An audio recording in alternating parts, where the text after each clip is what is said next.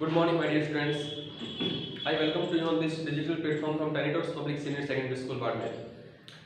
As you know, we have already read our future continuous tense. Now let us start with future perfect tense.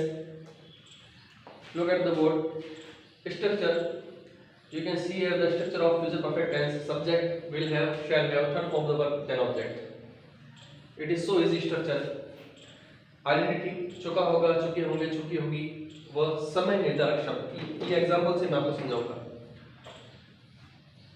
तो इस perfect tense के अंदर when we use perfect tense then we always use third form of the verb in sentences. जब हम perfect tense का use करेंगे तो verb कौन सा फॉर्म यूज करेंगे? थर्ड फॉर्म यूज करेंगे। मैं आपको पहले ही बता चुका हूं, है ना। तो परफेक्ट यानी वर्ब की थर्ड फॉर्म। इसमें हेल्पिंग वर्ब क्या लगेगी? फ्यूचर परफेक्ट के अंदर विल, हैव एंड शैल है, बस इतना ध्यान रखना है। और सेंटेंस के अंदर क्या होगा? चुका होंगे, चुके होंगे और चुकी होगी। एग्जांपल्स देखते हैं इसके। राम पत्र लिख चुका होगा, है ना, फ्यूचर की बात हो रही है। और फ्यूचर में भी कोई फ्यूचर परफेक्ट टेंस का मतलब होता है, परफेक्ट का मतलब पूर्ण, कंप्लीट। तो इन फ्यूचर कोई वर्ब कंप्लीट होता है उसके लिए फ्यूचर परफेक्ट टेंस का यूज होता है। तो राम पत्र लिख चुका होगा यानी कि एक टाइम के अंदर जो है इस पत्र लिखने की जो वर्ब है वो कंप्लीट हो चुकी होगी। कब? फ्यूचर के अंदर। इसलिए इस सेंटेंस में फ्यूचर परफेक्ट यूज करते हैं। एग्जांपल बहुत इजी है। राम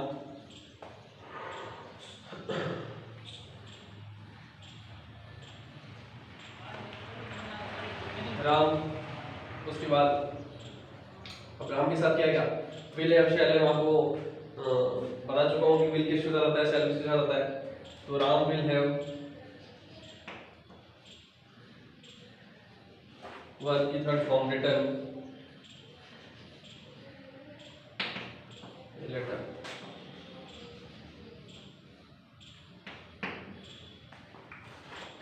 हम अपना पाठ याद कर चुके होंगे। we के साथ as you know we always use shall with first person I and we shall have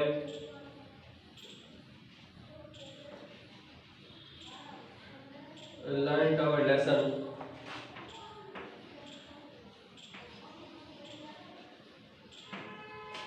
इस तरीके से जो है सेंटेंस बनेंगे इस फ्यूचर परफेक्ट टेंस के। बहुत इजी सा है, एक बार फिर से देख लो। इसमें will have, shall have, helping verb लगेगी। फ्यूचर परफेक्ट में वर्ब थर्ड फॉर्म यूज होगी क्योंकि परफेक्ट है। और इस तरीके से जो है सेंटेंस बनेंगे। एक सेंटेंस देखो, ये समय निर्धारक शब्द का कि किस तरीके से जो है मैं अगले महीने तक उपन्यास लिख चुका हूंगा। एग्जाम में जो क्वेश्चन आते हैं वो मैं इसी के अंदर बता रहा हूँ, अलग से नहीं बताऊंगा क्योंकि इसके बहुत कम ही क्वेश्चन एग्जाम के अंदर पूछे जाते हैं। और किस टाइप के आते हैं? I shall have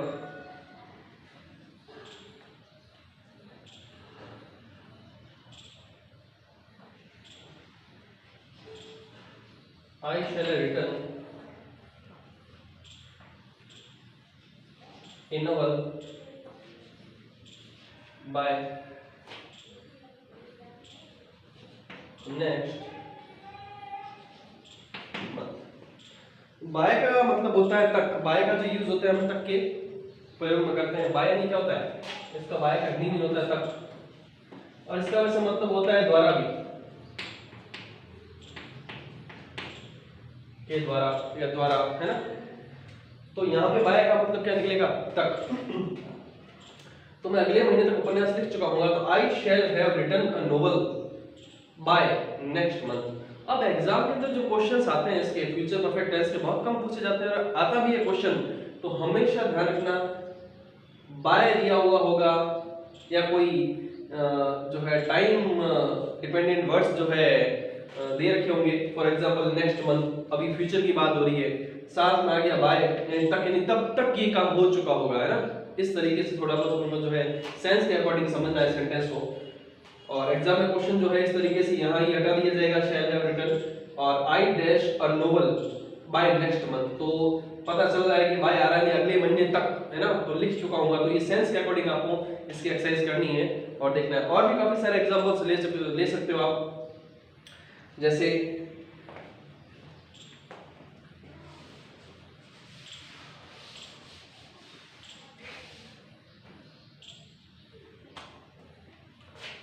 जैसे I shall have completed 10th class by 2011, है ना, मैं 2011 तक अपनी जो है 10वीं कक्षा पूर्ण कर चुका हूँ, यानी 10वीं कक्षा पास कर चुका हूँ।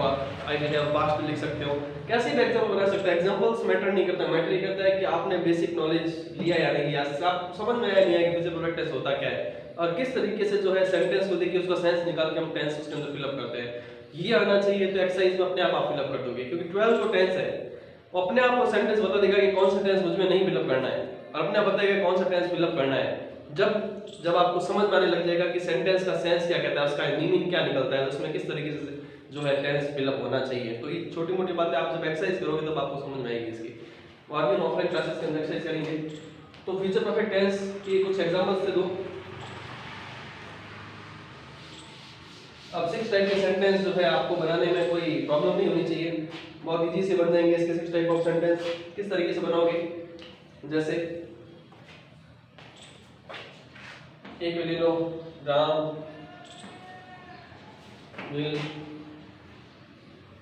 Have written a letter.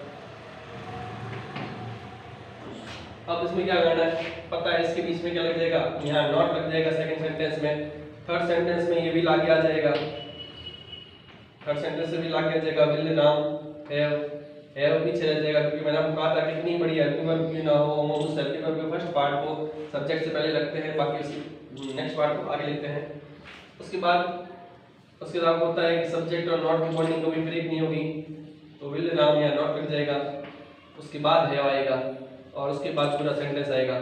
फिर ये सेंटेंस वापस वाई से जुड़ के यहाँ पे क्या हो जाएगा, कनेक्ट हो जाएगा, फिर वापस ये वाई से जुड़ के यहाँ पे क्या हो जाएगा, कनेक्ट हो जाएगा। तो आई थिंक ये 6 टाइप के सेंटेंस आप बनाना, मैंने आपको कहा था जब हम फ्यूचर टेंस अपना कंप्लीट हो जाएगा तब तक आप ये 6 टाइप के सेंटेंसेस बनाने सीख जाओगे।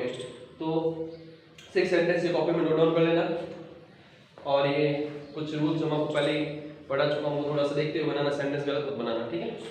और इसकी एक्सरसाइजेस देख लेना, अगर कुछ डाउट्स है तो फिर हम ऑफलाइन क्लासेस में देखेंगे। Now we will take future continuous tense, sorry future perfect continuous tense.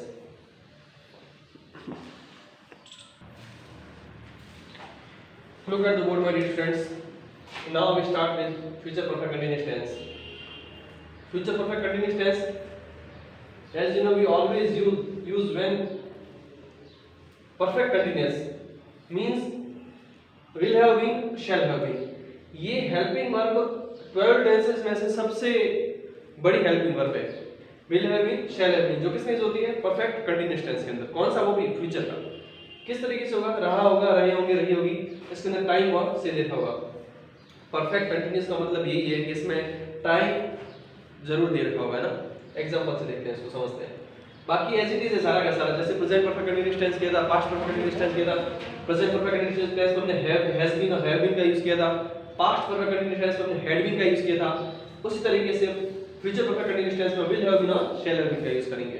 अब एग्जाम में इसके जो है किस तरीके से क्वेश्चंस बनते हैं और किस तरीके से हम इसकी इंडिविजुअली बनेंगे। राम सब्जेक्ट हो गया, उसके बाद विल हैव बीन, राम के साथ विल आएगा तो राम विल हैव बीन। अब कंटीन्यूअस टेंस है तो you know very well that when we use continuous tense then we always use first form of the verb with ing। तो will have been, फिर क्या आ जाएगा, राइट ई हट जाएगा पीछे according to rule. Ram will have been writing a letter. I have already taught the rules of since and for, है ना। तो 2 घंटे से क्या आएगा भी यहाँ पे, 2 घंटे से दे रखा है तो 4 आएगा, सिंस आएगा। I taught you that when we see exact point of time then we always use since, and when we see the period of time then we use for. Here you can see 2 hours. Which 2 hours? And when starts 2 hours? We don't know. So here we use for. Ram will have been writing letter for 2 hours because we don't know.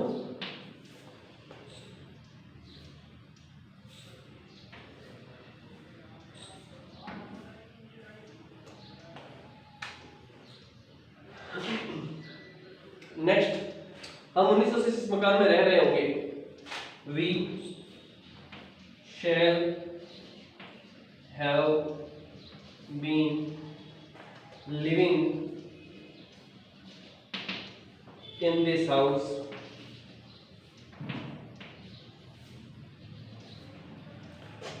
(1980). So what is it? It is the exact point of time 1980. So here we use since. This house since 1980. इस तरीके के sentence जो है future perfect continuous tense के अंदर बनेंगे। कुछ कुछ समझना है, समझते हुए सेंटेंस बनाने हैं। और आई थिंक अब आप जो है इसके भी जो है 6 टाइप के सेंटेंसेस बना लोगे।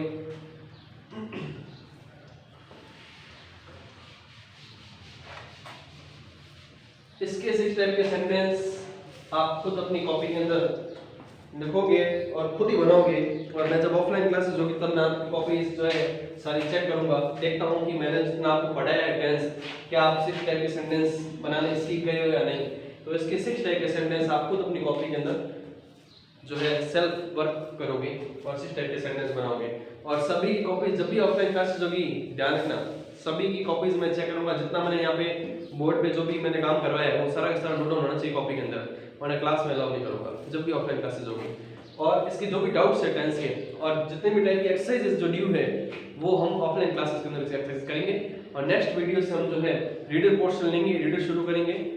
और इसमें कोई भी प्रॉब्लम हो तो आप इसकी जो एक्सरसाइजेस करते रहो, जब भी ऑफलाइन क्लास होगी तब इसकी प्रॉब्लम्स हम सॉल्व करेंगे। तो now here we finish our topic tense and later we will start with reader, as you know. Okay my dear students, thank you.